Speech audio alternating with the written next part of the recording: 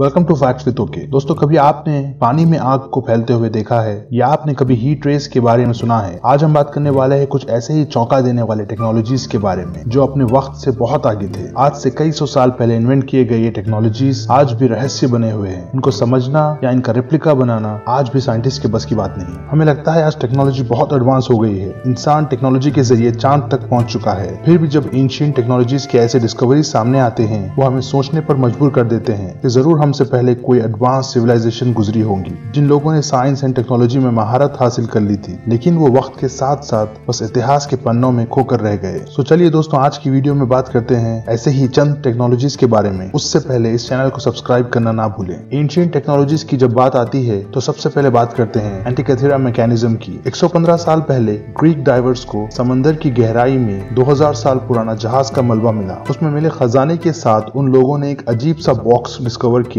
जो दिखने में तो कोई घड़ी की तरह लगता था, जिसे समझने के लिए उन्हें कई साल लग गए। इस डिस्कवरी ने हिस्ट्री के बारे में इंसानी सोच बदल कर रख दी। कई साल तक आर्कियोलॉजिस्ट इसे एक घड़ी या कैलकुलेटर या कैलेंडर समझते रहे, लेकिन किसी को इस डिवाइस का असल मकसद समझ नहीं आया। 1959 में ब्रिटिश साइंटिस्ट ड्रेक ने ये कहकर सबको हैरान कर डाला कि ये 2000 साल पुराना एनालॉग कंप्यूटर है जो सूरज, चांद और प्लैनेट्स और सितारों के एक्यूरेट पोजीशन के साथ साथ फ्यूचर के इवेंट्स भी बतलाता था। इस मशीन से एंशिएंट ग्रीक के लोग सोलर एक्लिप्स का भी पता लगा लेते थे। इसमें एक छोटा सा बॉल हमेशा चांद की पोजीशन दिखाता था। इस डिस्कवरी के आज इतने साल बाद भी ये बात क्लियर नहीं हो पाई कि इस मैकेनिज्म को किसने बनाया था और कौन इसका इस्तेमाल करता था, और क्या ये एक यूनिक डिवाइस थी या इस तरह के और भी मशीन दुनिया में कहीं छुपे हुए हैं। अब बात करते हैं दमास्कस स्टील की। क्रूसेड्स की लड़ाई के दौरान क्रिश्चियन ताकतों ने एक खास किस्म के तलवारों का सामना किया जो दमास्कस स्टील से बनी थी। ये बहुत खतरनाक हथियार था जिसकी शार्पनेस, फ्लेक्सिबिलिटी और थिकनेस उसे दूसरे तलवारों से स्पेशल बनाती थी। माना जाता है कि दमास्कस स्टील से बनी तलवारें अपनी शार्पनेस खराब किए बिना दूसरे तलवारों और यहाँ तक के पत्थरों को तक काट सकती थी। ये तलवारें 11वीं सेंचुरी में सीरिया के शहर दमास्कस में बनाई जाती थी, लेकिन इन्हें बनाने के लिए जो स्टील का इस्तेमाल किया जाता था वो सिर्फ इंडियन सब कॉन्टिनेंट में पाई जाती थी, जिसको वुड्स कहते थे। 17वीं सेंचुरी में वुड्स की सप्लाई बहुत कम होने की वजह से दमास्कस स्टील की टेक्निक 1750 के बाद हमेशा के लिए खो गई। ये एक ऐसी टेक्नोलॉजी है जो आज भी कई कोशिशों के बाद रिक्रिएट करना नामुमकिन सा लगता है। नेक्स्ट बात करते हैं ग्रीक फायर की। आज जब कहीं आग लगती है तो लोग पानी की तरफ भागते हैं। क्या होगा अगर पानी में ही आग लगी हो? तो ऐसे हालात में इंसान बेबस होकर रह जाता है। इसी तरह की टेक्नोलॉजी को 678 AD में बिजेंटाइन एम्पायर ने इन्वेंट किया था, जो एक खास किस्म का लिक्विड वेपन था जिसको पानी के जहाजों से फेंका जाता था। आग से मिलने पर वो लिक्विड बहुत हाई टेम्परेचर में बर्न होता था, जिसकी खास बात थी कि इसे पानी से भी बुझाना नामुमकिन था। ये इतनी खतरनाक आग होती थी जो पानी पर भी चारों तरफ फैल जाती थी, जिसके जरिए दुश्मनों के जहाजों को जलाकर तबाह कर दिया जाता था। इस टेक्नोलॉजी को 12वीं सेंचुरी तक इस्तेमाल किया गया था। इस लिक्विड वेपन को बहुत खुफिया रखा गया था क्योंकि ये जंग का नक्शा बदलने की ताकत रखता था। इस हथियार का राज बिजेंटाइन एम्पायर के कुछ खास लोग ही जानते थे, जो उनके साथ ही दफन हो गया। माना जाता है कि इसमें क्विक लाइम, गन पाउडर और पेट्रोलियम प्रोडक्ट्स का इस्तेमाल किया जाता था। मॉडर्न डे साइंटिस्ट आज तक ऐसा कोई लिक्विड वेपन दोबारा नहीं बना पाए। ग्रीक फायर की झलक game of thrones TV series में देखी जा सकती है, जिसको वाइल्ड फायर के नाम से दिखाया गया है। नेक्स्ट है वाइकिंग कंपासेस। नॉर्दर्न यूरोप के वाइकिंग्स 1000 साल पहले समंदर पर राज करते थे।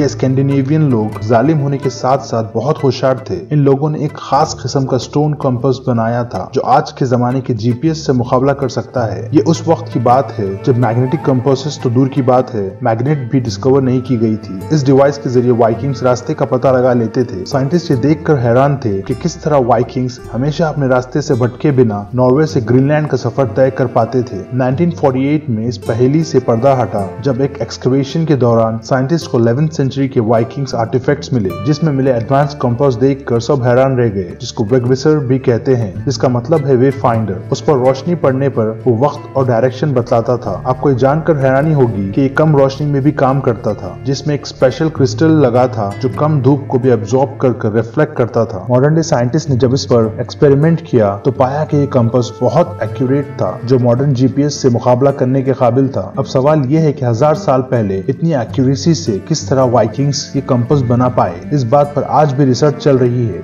नेक्स्ट है फ्लेक्सिबल ग्लास, जिसको विट्रम फ्लेक्सीले भी कहा जाता है। ये टेक्नोलॉजी 2000 साल पहले रोमन एम्परर टाइबेरियस सीजर के पीरियड में डेवलप की गई थी, जो दिखने में तो नॉर्मल ग्लास की ही तरह होता था, लेकिन ये ग्लास गिरने पर या फेंकने पर टूटती नहीं थी। दूसरे टेक्नोलॉजीज की ही तरह इस डिस्कवरी पर भी आज के मॉडर्न डे साइंटिस्ट डाउट करते हैं। प्लाइनी द एल्डर अपनी बुक में लिखता है कि एक रोमन इन्वेंटर ने कुछ खास किस्म के ग्लास से एक प्याला बनाकर बड़ी शान से एम्परर टाइबेरियस के पास ले गया और उसे फेंक कर तोड़ने की रिक्वेस्ट की। सीजर की काफी कोशिशों के बाद भी वो ग्लास नहीं टूटा। उसे देखकर सीजर खुश होने के बजाय परेशान हो गया। उसे लगा कि ये मेटल आम होने पर गोल्ड और सिल्वर की मार्केट को तबाह कर देगा। सीजर ने उस इन्वेंटर से पूछा कि इस टेक्नोलॉजी के बारे में कौन कौन जानता है। प्राउडली उस इन्वेंटर ने कहा कि सिर्फ वो ही इस ग्लास की टेक्निक जानता है। ये सुनते ही सीजर ने उसे मौत की सजा सुना दी। फ्लेक्सिबल ग्लास की सच्चाई कोई नहीं जानता कि ये किस तरह बनाया जाता था। इसकी कहानियां सिर्फ एंशिएंट रोमन बुक्स में मिलेंगे। आज 2000 साल बाद जब मोबाइल फोन टेक्नोलॉजी इतनी एडवांस हो गई है, इंसान इस तरह के फ्लेक्सिबल अनब्रेकेबल ग्लास बनाने के बहुत करीब है, लेकिन ये तो आने वाला वक्त ही बताएगा। अब बात करते हैं अपने ही देश की। The iron pillar of Delhi Qutub Minar के करीब 23 फीट लंबा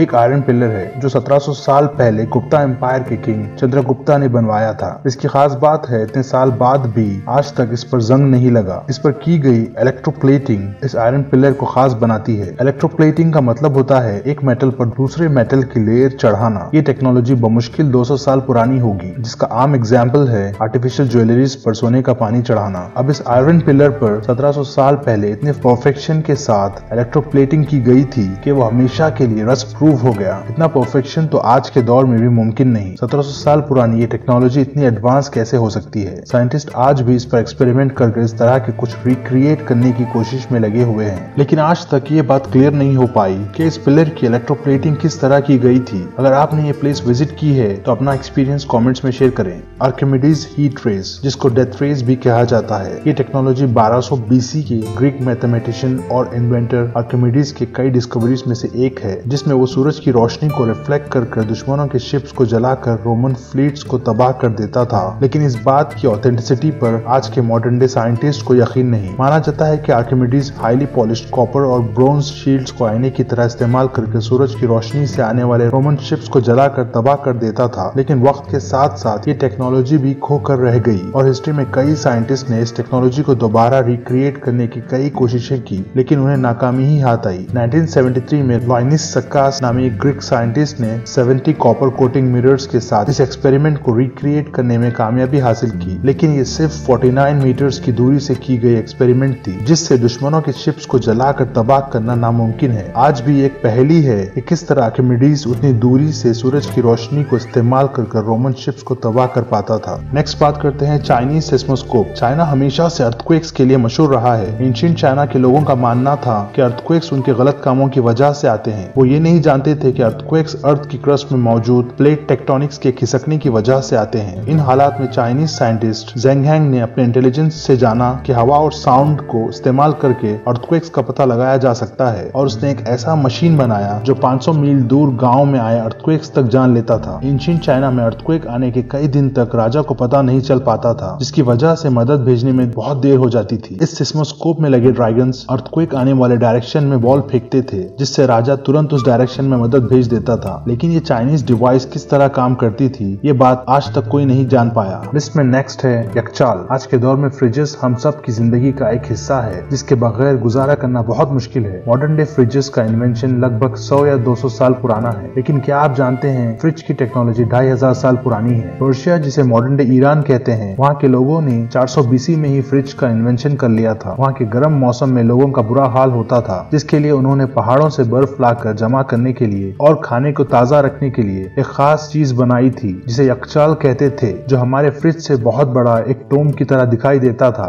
जिसमें ठंड के मौसम में पहाड़ों से बर्फ लाकर स्टोर किया जाता था, जिसका इस्तेमाल वो गर्मा के मौसम में किया करते थे। माना जाता है कि यखचाल में टेम्परेचर इतना गिर जाता था जिससे पानी को बर्फ बनाया जा सकता था, जिस तरह मॉडर्न डे डीप फ्रीजर काम करते हैं। इसकी बनावट में सैंड, क्ले, अंडे की सफेदी, बकरियों के बाल, नींबू का जूस, पानी और राख का इस्तेमाल किया जाता था। आज वक्त के साथ ये स्ट्रक्चर्स तबाह हो गए हैं, लेकिन आज भी मिडिल ईस्ट के कुछ प्लेसेस में आपको यखचाल देखने को मिलेंगे। अब बात करते हैं रोमन कंक्रीट की। हम जब भी रोम की बात करते हैं, रोमन आर्किटेक्चर की इमेज सामने आती है, जिसमें हजारों साल पुराने रोमन स्ट्रक्चर्स है जो कई नेचुरल डिजास्टर्स को झेल चुके हैं। वहीं आज के स्ट्रक्चर्स रीइंफोर्सिंग स्टील के बावजूद बड़ी मुश्किल से 50 से 60 साल तक बाकी रहते हैं। एंशिएंट रोम के स्ट्रक्चर्स की खास बात थी रोमन कंक्रीट, जिसके मिक्स करने के लगभग 1500 साल बाद भी आज भी मजबूती बरकरार है। लेकिन ये आज भी राज है कि आखिर रोमन कंक्रीट की रेसिपी थी क्या। दूसरे एंशिएंट टेक्नोलॉजीज की ही तरह रोमन कंक्रीट का सीक्रेट भी कोई नहीं जानता। मॉडर्न डे जियोलॉजिस्ट और इंजीनियर्स इसके इंग्रेडिएंट्स जानने के लिए आज भी एक्सपेरिमेंट्स किए आ रहे हैं। माना जाता है कि रोमन्स कुछ रेयर एलिमेंट्स का इस्तेमाल करके इस कंक्रीट को बनाया करते थे, जिसमें वोल्केनिक ऐश, लाइमस्टोन, सी वाटर और एनिमल ब्लड का भी इस्तेमाल किया जाता था। इस कंक्रीट की खासियत ये है कि ये वक्त के साथ साथ और भी मजबूत होता जाता है। यही बात रोमन कंक्रीट को स्पेशल बनाती है। ये टेक्नोलॉजी अगर आज किसी के हाथ लग जाए तो ये कंस्ट्रक्शन इंडस्ट्री का फेस हमेशा के लिए बदल कर रख सकती है। दोस्तों, ये तो सिर्फ कुछ एग्जाम्पल्स थे। माना जाता है कि एंशिएंट पीरियड में इस तरह के कई एडवांस टेक्नोलॉजीज इस्तेमाल किए जाते थे, जिसको समझने के लिए आज भी एक्सपेरिमेंट्स चल रहे हैं। दोस्तों, अगर आपको मिस्टीरियस वीडियोस पसंद है तो please check out interesting videos on your end screen और इस चैनल को सब्सक्राइब कर बेल आइकन प्रेस कर लें और इस वीडियो के बारे में अपनी राय लाइक्स एंड कमेंट्स के जरिए जरूर बताएं। मिलते हैं अगले टॉपिक के साथ। Till then stay safe.